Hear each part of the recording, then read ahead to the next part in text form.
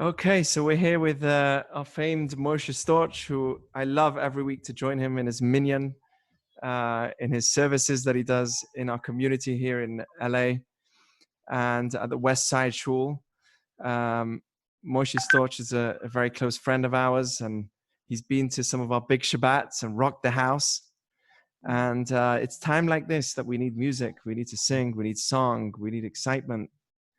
We need the spirits to be lifted because we're all home, and it is what it is. This is the situation. But I feel that now more than ever, when a door closes, another door opens.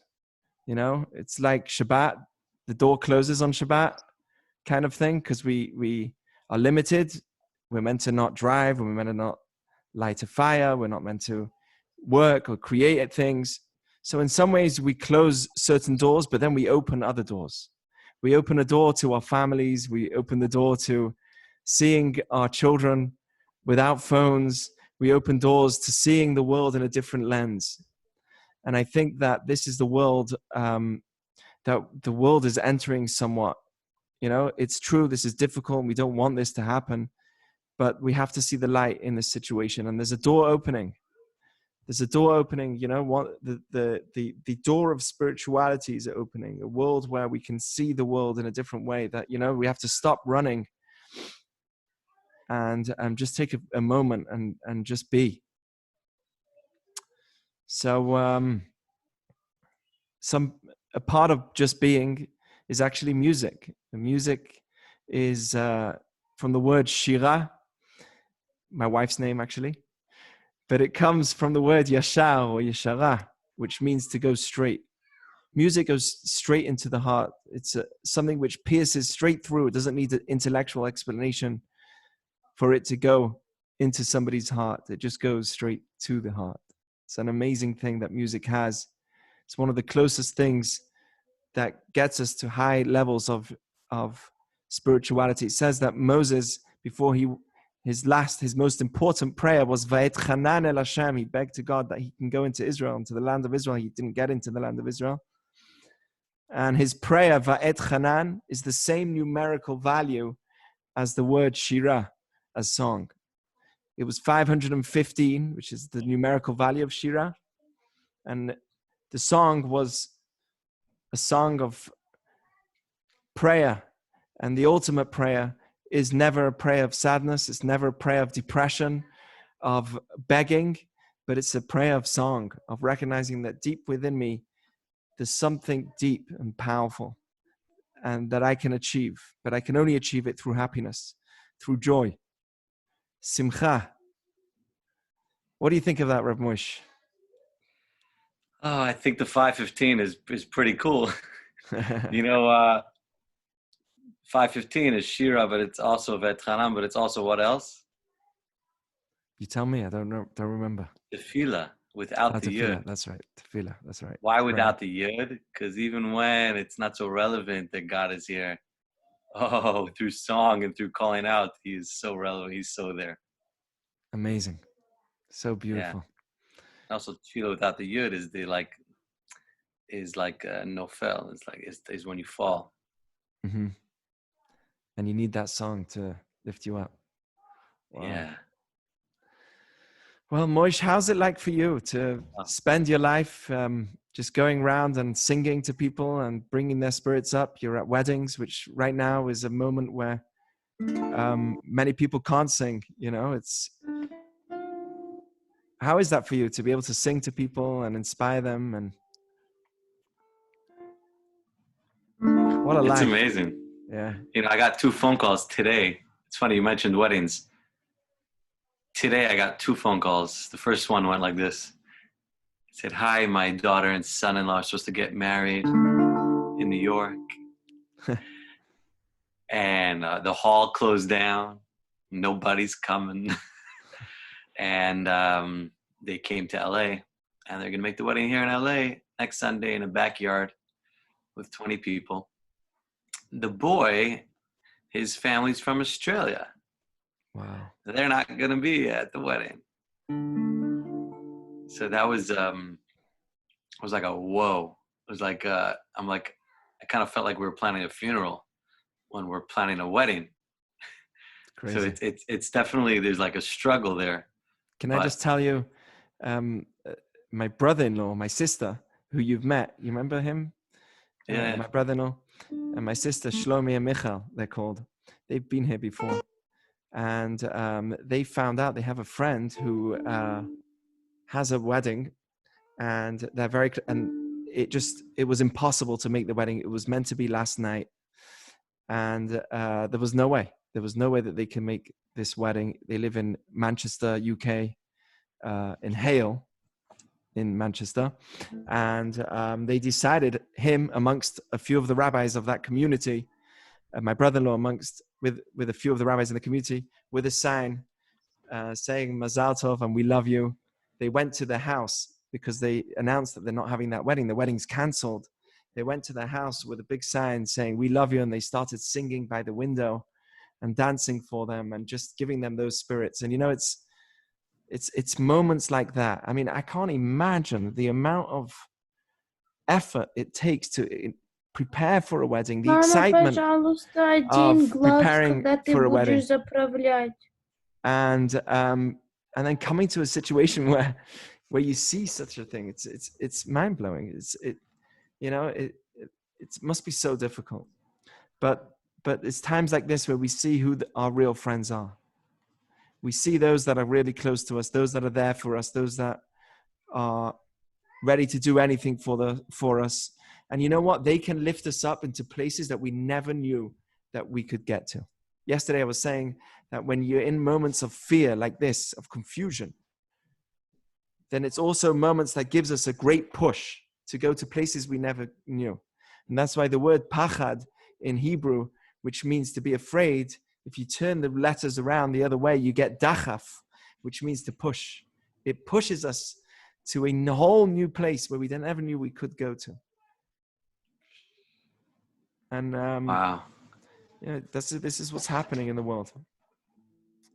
So Moshe, what do you think about a song to something towards not being afraid or not having pachad? So I have two songs. Please. First of all, how do you hear my guitar? You hear it okay? You sound amazing.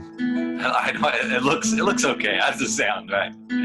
So the first song, I'm just gonna go back a minute to what you said about Shira singing, and then it's 5:15. Because this little Torah, this little thing that you mentioned, it comes up every now and then. It's called the gematria, you know. Mm-hmm. It's the numerical value, and every time it comes up, I think about it. And the one time it came up, it came out in song. So here's the song.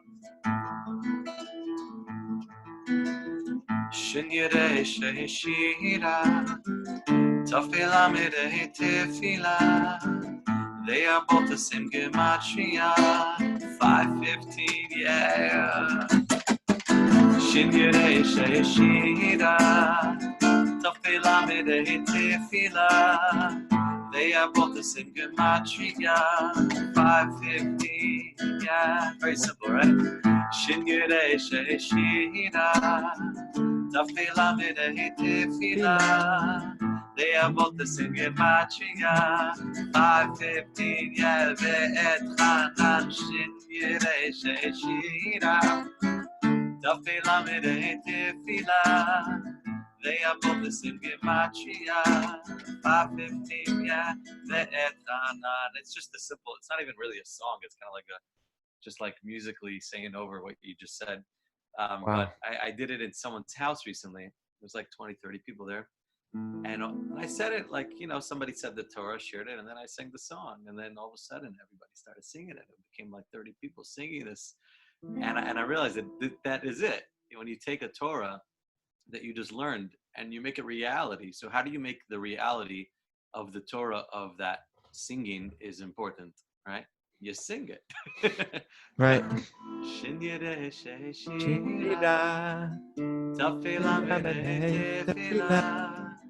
They are both the same gematria, Yeah. 5:15, yeah. And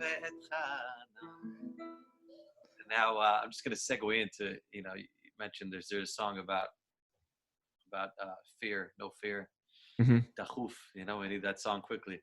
Yeah. He said to push also, but also, in Israel, when they say dachuf, you need something urgently.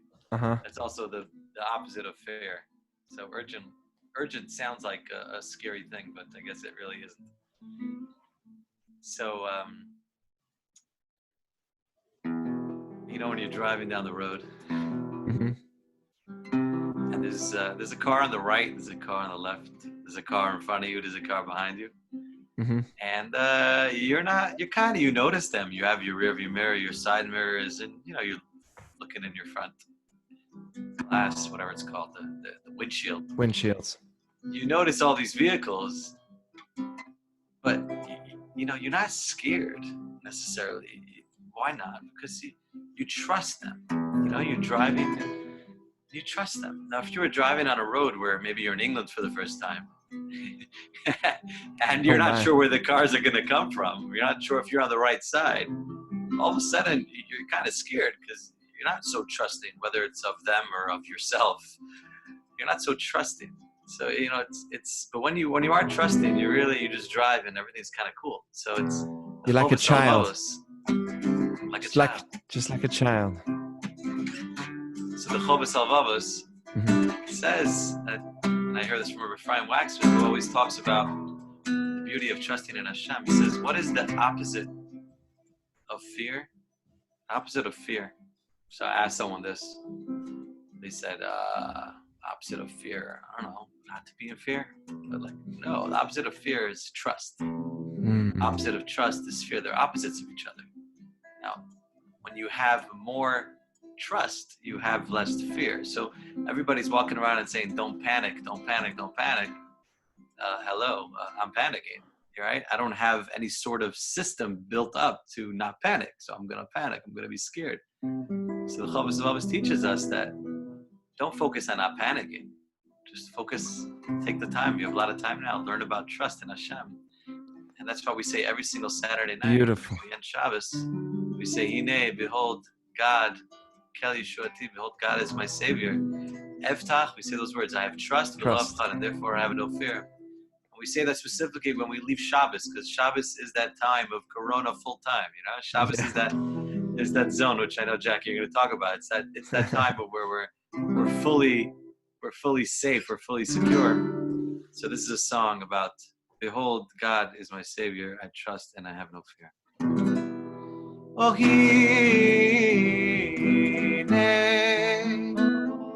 Kel Yeshuati,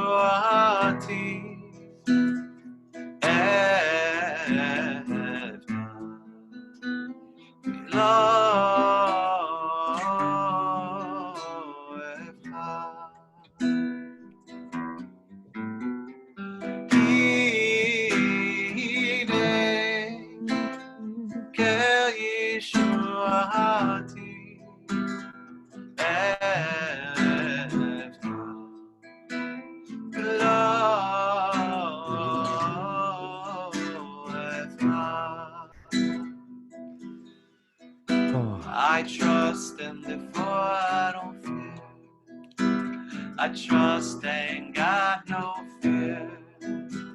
I've got no fear because I trust and got no fear. I trust and got no fear. Oh, I trust and God. I trust and got no fear. I trust and got no fear. I trust and got no fear.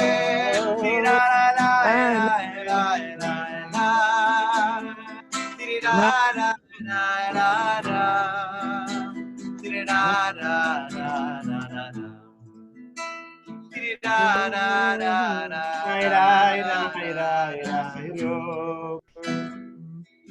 Behold, God is my Savior. Behold, God is my Savior. I trust and have no fear. I trust and have no fear because He's here. Wow. That's so beautiful. There's the famous folk song of Reb Nachman, the saying of Kol ha'olam kulo geshet sa me'od. העיקר לא לפחד כלל. The whole world is a narrow bridge. The main thing is that you shouldn't be afraid. And, a narrow bridge, if you think about it, if you're walking on a narrow bridge, which is low on the ground and it's narrow, but there's nothing deep below you, there's no hole below you, how easy will it be to walk across that bridge? Very easy. But if I take that bridge and I put it up in between two of the highest buildings in the world, and I walk in between there, and I know that all of a sudden there's 200 feet below me, and now I'm walking on the same bridge. It has the same width of a bridge that it was before when it was on the floor, but just because I'm in a different place, the bridge suddenly comes a place that's scary for me. It's not the bridge that's scary, it's where I am that kind of appears to be scary. And then I say, the main thing is to not have any fear at all, because the bridge that was on when it was on the floor is the same bridge that I'm on when I'm on high up there. It's the same width, it's the same bridge. That's this world that we're in. The world that we're in is this bridge. And sometimes we think we have security, we think we're secure, but we're very far from it. Like, who would have thought 2 weeks ago or a week ago that so many people will be locked in their homes and so many jobs are questioned, and how many careers are now, people don't always have what to pay for the month. They don't have the money to pay for next month. They don't know where their money's going to come. And how many people are now in that situation? And the same way that I had money back then, the same way that I had an income back then is the same way that I will survive and continue to survive. It's that faith that keeps us going, and it's that faith of understanding that we are just walking on this bridge, and that's what this world is. And no matter where I am on that bridge, whatever situation it is, I'm going to keep walking. Sometimes, it's growing up and leaving your home and moving to your own place because you're now on that age that you have to. So that's also currently just walking on the bridge, which is walking through life. And then there's walking on the bridge, which is making that commitment to marriage. That's walking on the bridge. Then deciding, okay, I want to have a child. That's walking on a bridge. It's all this bridge that we really don't know much about. It's a bridge where we think we have security, but we don't. We obviously have to put as much effort, and hishtadlut is what we call, into making that reality work to the best as possible. But at the end of the day, we all know that we're just walking on this bridge, and whatever happens around me is all beyond me. And I just have to have no fear. And that's a beautiful idea that I think applies to that bridge that he was talking about when he sang that song. The whole world is a bridge, but we should have no fear at all. So fits in so well.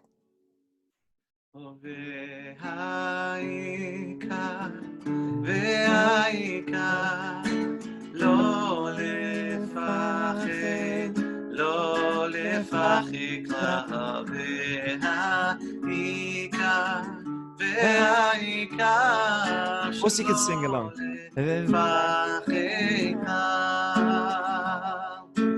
כל העולם כולו קשר צר מאוד, קשר צר מאוד, קשר צר מאוד, כל העולם כולו קשר צר מאוד, קשר צר מאוד, והעיקר לא לפחד, לא לפחד כלל, והעיקר לא לפחד כלל, והעיקר לא לפחד, לא לפחד כלל, והעיקר לא לפחד כלל. The whole entire world is a very narrow bridge. Narrow bridge. Very narrow bridge is a very narrow bridge. The whole entire world is a very narrow bridge. It's very narrow. Rabbi Nachman says there's 3 things you need to know. Yeah. He says, number 1, you need to know how to walk.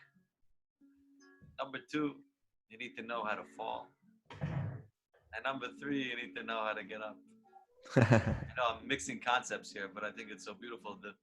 I was once in shul, and a 17-year-old boy came over to me, and he said, Rabbi Nachman says the whole world's like a narrow bridge. Why do you have to say a very narrow bridge? Why can't you just say the world is like a bridge? All bridges are narrow. It's a bridge. Mm-hmm. So he said, it's so narrow, you can't even turn around and look back without falling off. Mm-hmm. Wow. Just a cute little thing that he said, because you just keep going forward. So you fell. Don't look back to see what made you fall or whatever it is. Just keep going. Oh, and the main thing is to recall, is to have no fear at all. And the main thing is to recall, is to have no fear at all.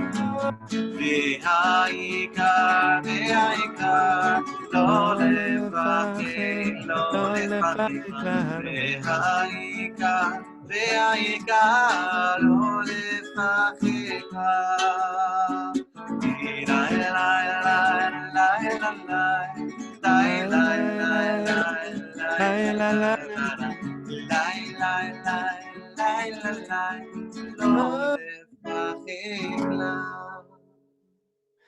Wow. It's not only about not being afraid, it's also about believing that something good is going to come out of this, because not always, we have to be real right now.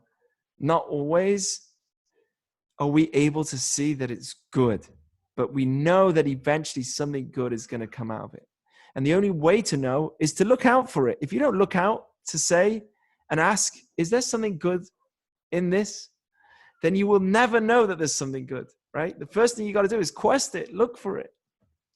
So what I believe that is one of the things we need to work on right now as a people, as a nation, as a world, is to say, what good is coming out of this? I know this is crazy, but we need to say, what good is coming out of it? I don't know, but is there something good that's coming out of it? And if I find that I'm with my family a little bit more, say, you know what? There's something good coming out of this. I'm with my family more. For me, a shul is such an important part of my life. Synagogue, going to shuls, and suddenly shuls are closed. Like, that's something I've never heard of.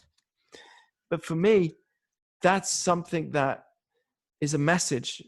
Now I can have the opportunity to learn in my own home and grow in my own home. So that's an amazing thing that I think that I got from the good that's coming out. And there's many more things that could be good that we could see. The idea that we're always rushing and rushing and rushing, and finally there's a stop to the world from this rushing. The idea that we always thought that this, like being online is the ultimate place to be. Kids today, you can't talk to them. If they're on Fortnite, you unplug the Fortnite. Oh my goodness.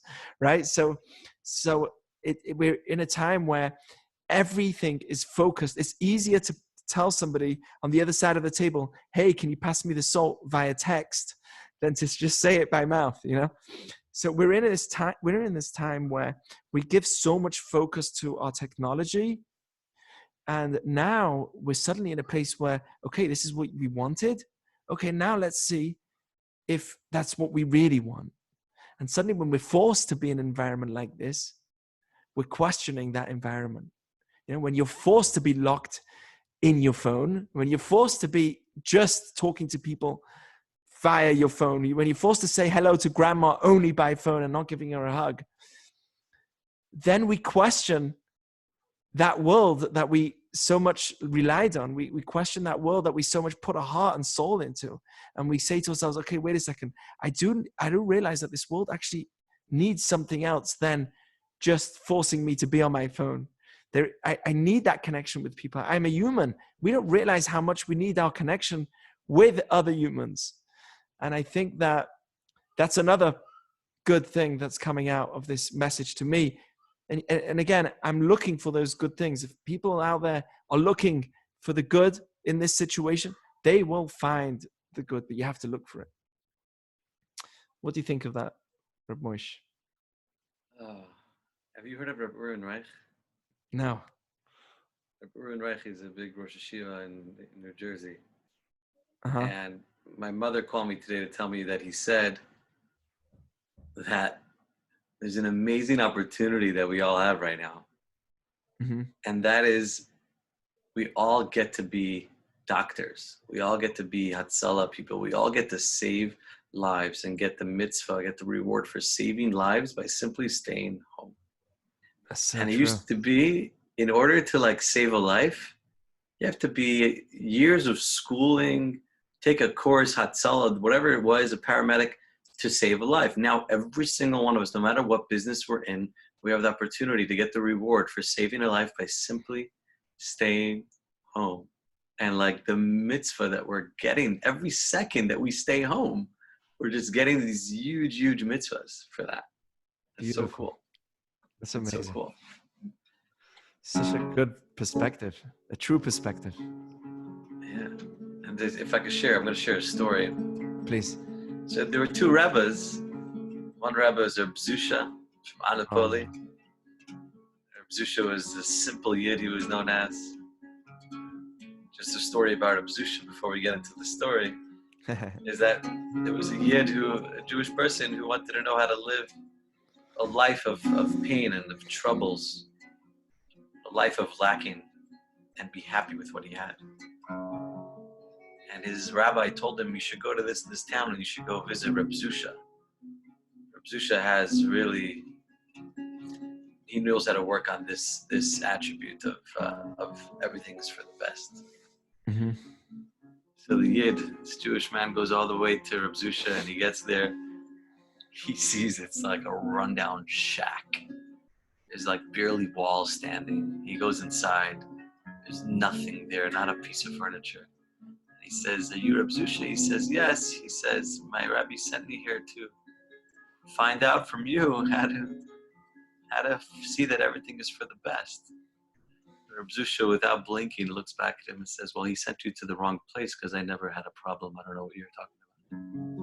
And at that moment, he realized that if this man is saying he never had a problem and he has nothing, then this is what he means.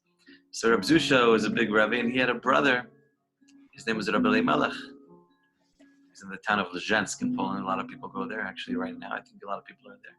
They're probably stuck there. And Reb Zusha and Rabbi Elimelech, the two brothers who were very holy, righteous people, they would like to, every now and then, they'd like to just fit in as simpletons and just, travel around to see what's going on with the Jewish people.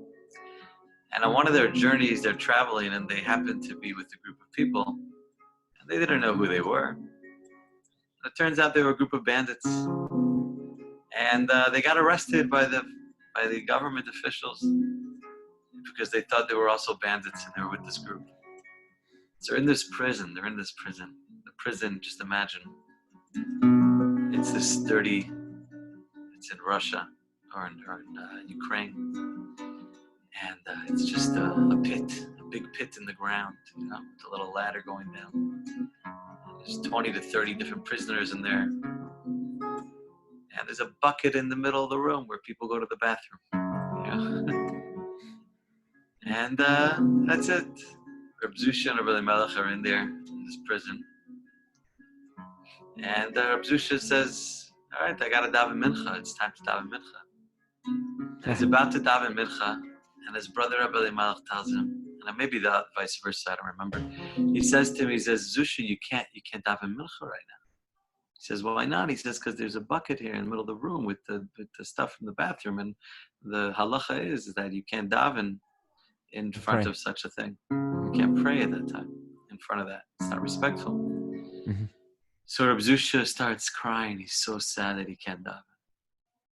But his brother turns to him and says, Zusha, the same Hashem that tells you that you need to daven mincha is the same Hashem that tells you that right now in front of this bucket, your mitzvah is to not daven mincha. The same Hashem that is telling you to pray is telling you right now not to pray. So you get the same reward that you think you would get for praying. Right now you get the reward for not praying. So Zusha was so happy with this that he started dancing. Before you knew it, all the bandits, everybody in this prison started dancing, and the guard upstairs heard the commotion. He comes running down. He's like, "What's going on over here?" And one of the guys say, "I don't know. These two rabbis, they once saw the bucket, the stuff in it, the garbage, the bathroom stuff, and he was crying, and then he was laughing, and then they started dancing." So the guard says, "I'm going to get these Jews." He took the bucket out of the room. And now they're able to pray with no problems at all. And just, this is a beautiful story that just lets us know that, like, a lot of people were worried, you know, especially in the circles in our communities, people that go to the synagogue 3 times a day to pray together. And they were so nervous, we can't go right now. And it's just like the same God that tells you to go is right now is telling you that your commandment now, your mitzvah right now is to not go. And you get the same reward. It's no different. That's your job right now, is to stay home. We have to thank Hashem. And here's a beautiful song about thanking Hashem that I just love to sing. So I'll sing it. Oh, it's my favorite. Oh, tov le'odah l'Hashem, tov le'odah l'Hashem, v'lezamer l'shimcha alyon.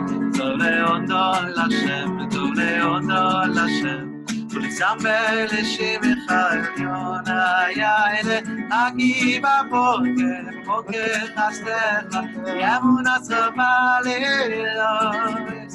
Hagi b'boker, boker chasdecha, yamunat chama le'elois. Le'odas Hashem, le'odas Hashem, v'lezamer l'shimcha alyon.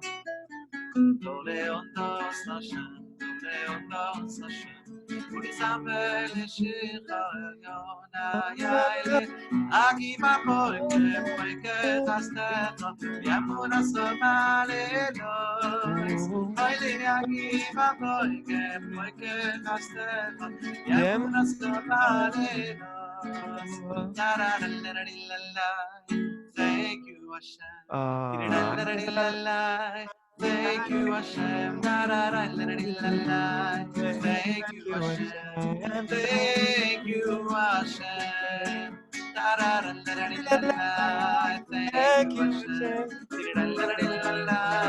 Thank you, Hashem. Thank you, Hashem. Thank you, Hashem. Abba Moide Es Hashem. Abba Moide Es Hashem. Abba Moide Es Hashem. Kili Olam Liolam Chasdoi. Thank you, Hashem. Thank you, Hashem. Thank you, Hashem. Thank you, Hashem. Oh, la. Thank you, Hashem. La. Thank you, Hashem. La. Thank you, Hashem. Thank you, Hashem. You know the most beautiful part about quarantine Yeah. is that I could be doing a live class with you, but I'm home in my house, and my baby girl could start crying. And I have the opportunity to make a decision. Do I continue playing music or do I have to stop because my baby's crying? Oh, really? She's It's crying all right now? mixed. It's all mixed in one right now. There's no, you leave your work at work and home at home, or fun and here and this and there. So I'm gonna have to keep it down on the music. That's good. That's good. You know, with me as Baruch well. Hashem. It's Baruch Hashem. The kids are all over the place. You know, food is everywhere. Throwing stuff everywhere. It's amazing. It's just an amazing, amazing situation going on here. But you know, it's this is part of growth. Is actually having to face yourself. You know, they say, and I was speaking about this yesterday slightly. There is a big challenge of doing Shabbat. I don't know if everybody that I know has ever kept a Shabbat, right? But not everybody that I know has. But there's a big challenge that comes with it. There's a big challenge that comes with being in quarantine. And that is that you have to start facing yourself. You know, when you have to start facing yourself, it's like looking in the mirror. You know, when you're trying to lose weight and you suddenly have to see yourself in the mirror and you're like, oh my goodness, I put on weight. When you start seeing the mirror, you start seeing yourself. And actually, a relationship is like a mirror, because now you're not alone. You're with somebody else, and that other person in your relationship is always reflecting at you, is always looking at you, is always saying something to you if you're not in check. And that's called the mirror of our lives. Our parents can be a mirror for us. When we're around our parents, or we're living in our home with our parents, so we have to clean up after us, but that's a normal thing. But even there's certain moments where we're not fully behaving, or we're not in the way that they wanted, or their particular ideas that they want, and they could say things which are kind of annoying to us, and they're just being the mirrors of our lives. And many times people want to escape the mirrors. They want to be alone. They want to run away and not face somebody telling them their flaws. It says that when a person gets married, their spouse is an ezer kenegdo. They're against them by helping them. What does it mean that they're against them by helping them? And it's obviously the idea that by having somebody around you that's opposite you, that's always with you, they are going to be, what a relationship entails, is they're going to point out your flaws. They're going to, in order for that relationship to work, no relationship which is perfect if it doesn't have the mirror aspect of the relationship. If one person is in one side of the room and another person is on the other side of the room and there's no communication, that's not a relationship. That's just two people sharing the same house. Oh, it's getting rough down there, I can hear. Are you hear that by me? Yeah, is she okay? I'm going to check on her, but I'm going to stay with you. I'm still with you. But that's really what a relationship is. It's what we call the mirrors of our lives, and we have those mirrors that face us all the time. And Shabbat is also a mirror. And I was mentioning again that let's say today we have headphones that get better and better and better every year, and they avoid us from being able to face myself. That's one of their abilities, is to completely discommunicate myself from the world. I'm totally with myself. If I dare hear any sound that's outside of me, that will disturb me. I need to be focused on myself, so to speak. And when I'm always doing that, when I go in the shower today, there's speakers there as well. There's waterproof speakers. There's there's screens that are waterproof. And what we're doing is we're allowing ourselves to never have a moment where I'm just really with myself. I'm with myself, but with other things externally. We never really have that moment where we're really internally with ourselves. And the reason why we don't want that is because we're afraid to wake up to who I am. Who am I? Where am I? What's my purpose? What am I here for? And I can't bear to see that reality. So I constantly be on the run. I'm always on the run, running and running and running. How dare I see myself? And that is the big challenge of Shabbat. Shabbat comes with a lot of gifts and beauty and love and family and unity. You get that. And you also get the recognition of who you really are. You start facing that picture of yourself. It's like the 6 days of the week, you're painting a picture. And finally, on the seventh day, you get to look at the art of what you have created. You'll walk a few steps back and you look at that art of what you created. Who am I? What picture did I make? And that's really what Shabbat does. It makes me look at myself after a whole week of working and running and being. Suddenly, I can really be. And I take a look back and I say, okay, what have I drawn? What picture have I drawn this week? What picture have I drawn in the past few weeks? And I look at myself. And that's what we're doing on Shabbat. And that's, I believe, a moment that's happening right now as well in the world, is we're facing ourselves. And facing ourselves means that we have to look in the mirror. And looking in the mirror is not always so easy. It's not always the easiest thing to do. But that's something that we need to do. So that's really the idea. And we're so glad that we have Moishi with us singing and taking us away. He was just saying how I myself will never normally do this. It's so uncomfortable to always just put myself on Zoom or in these platforms all the time, But I feel that everything's changing. Things are changing, and we're becoming more comfortable with the situation that we're in, and we have to do something. Something has to be done. And how else can I connect? How will I connect to others? Something has to be done. We have to be there for each other. We have to message each other, share our love for each other. And I think that that's what we're doing right now. Ize milim tovim. Thank Such you. beautiful words. Thank you. Is my I'm not sure if my audio is coming in from my headphones or coming in from the computer. I think from the computer. I don't know, but it sounds Good. great. Sounds fantastic. Good. That was beautiful. Thank you, Drip Jack. I was listening from the crib with the baby. We were both listening dearly. Wow. Life. That's what you're doing. You're giving life. What are you doing? You're giving life. There's a song that goes like this. I can sing softly. It goes like this. You give me life, Hashem. You give me life, Hashem.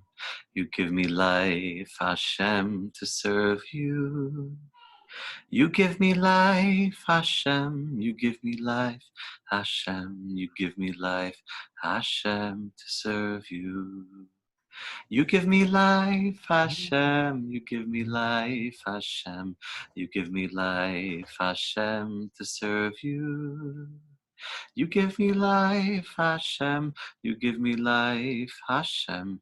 You give me life, Hashem, to serve you. Wow. Well, if our life is just to serve myself, what kind of life is that? And if my life is to serve others to serve themselves, then what kind of life is that too?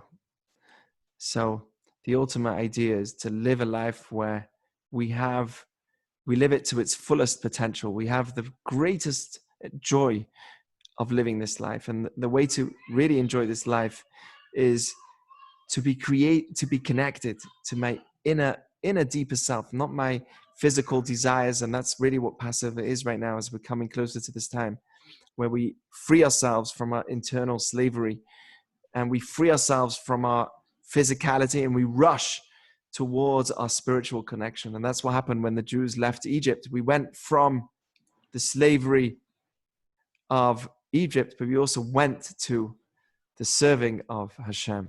We didn't just stay in Egypt and leave there and go on a vacation on some kind of trip for a few months. We went exactly from day to day, building ourselves to working towards being truly free. And that's free with our spiritual connections. Because if I'm only serving myself, then what am I? If I'm just, that's what Hillel says. If I'm just for myself, then who am I? What am I? I'm just a self-centered being which is thinking about itself all the time. But when I get in tune with my spiritual being, when I'm in tune with my soul, that's when I really start living. And that's where we are. Thank you for sharing. Yeah. What a smile. Wow. What a man. Me and Moshe used to learn together every single day for a while. And we used to go through a lot of ideas and Torah and discussions. The real way to grow is to also learn, to know. What does it mean to be spiritual? What does it mean to be true? What does it mean to be real? How could you know these things if you don't learn about them? Some people say, I feel like being true is this way, or I feel being true is that way, and everyone's got their own truth. Well, if everyone's got their own truth, maybe most people are going in the wrong path. Maybe we do need direction. And I think that we do. It says that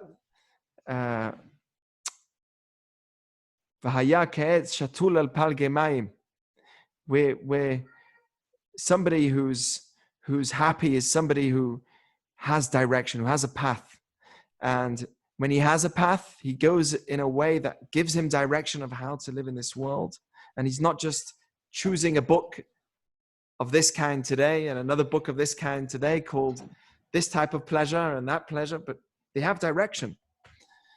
Then that person's going to enjoy the fruits of life. Then he's like, it says that somebody who has direction, who has Torah in his life, he's like a tree that's right by the ocean or by the river. And he's constantly being fed water.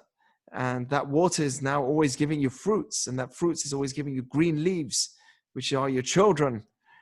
You have direction. Because this world has so much going on. But if we don't have direction and we don't have where to pick from, then we can end up in the wrong places. We can go based off our feelings as opposed to based off what's right. And that's not always good for us. You know, what feels good isn't always what is good.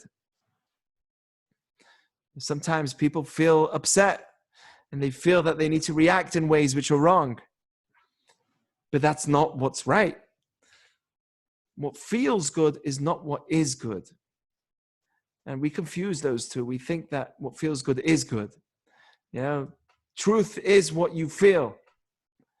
But we know very well that the Torah is not like that at all. Throughout the Torah, we say that I do need that direction. I need to be in the path of the Torah. I need that. Don't just follow your eyes and your hearts.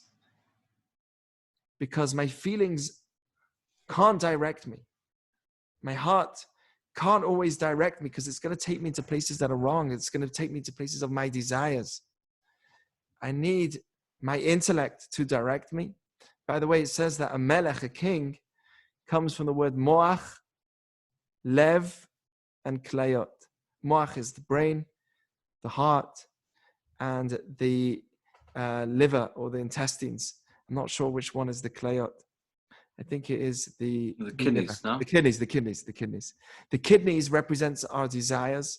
The heart represents our emotions. And the brain is our intellect. Moach, lev, and klayot. And what we want to have is in the right order.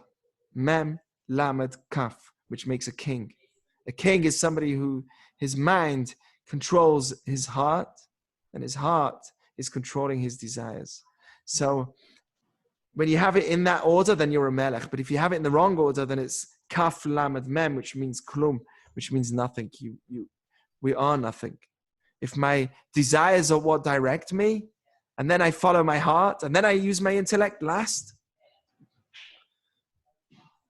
For instance, I use my intellect to justify me following my desires. I use my intellect to justify the feelings that I'm having. I justify my desires. Then I'm just a walking piece of desire. And what I need to do is be a melech, be a king, where my intellect is overcoming my heart and it's overcoming my desires. And that's the aim. So with that, is there a thought, Reb Moish, that you were thinking of as you're there in your home? Look at all those books behind you. It's so beautiful. Yeah. Well, thank you for getting me into the learning. There's so many thoughts. I